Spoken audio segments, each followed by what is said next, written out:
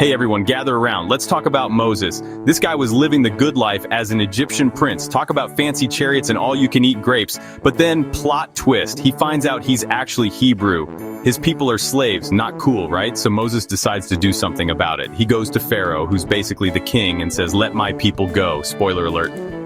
Pharaoh wasn't a fan of that idea. Think about it. You're the most powerful dude in Egypt, lounging on a golden throne, probably eating grapes someone peeled for you. You're not going to let some guy in sandals tell you what to do. So Pharaoh says, nope.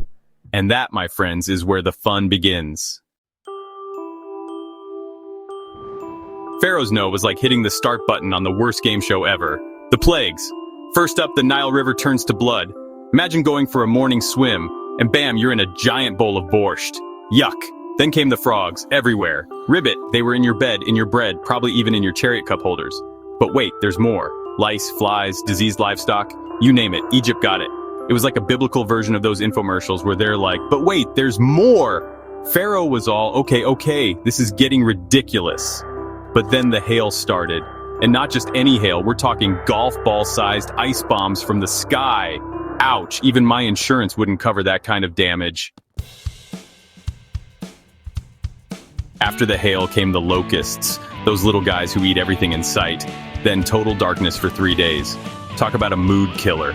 Finally, the 10th plague, the death of every firstborn Egyptian child. Now that's just sad. Even Pharaoh had enough. He told Moses, fine, get out of here, take your people and go. So the Israelites packed up everything they owned, which wasn't much after all those plagues, and started walking. They were free. They were out. They were probably a little grossed out after all those frogs and lice, but hey, freedom's freedom, right? But wait, Pharaoh, having one of those "what have I done" moments, decided to chase after them with his entire army. Can you imagine the traffic jam? The Israelites ended up trapped between Pharaoh's army and the Red Sea.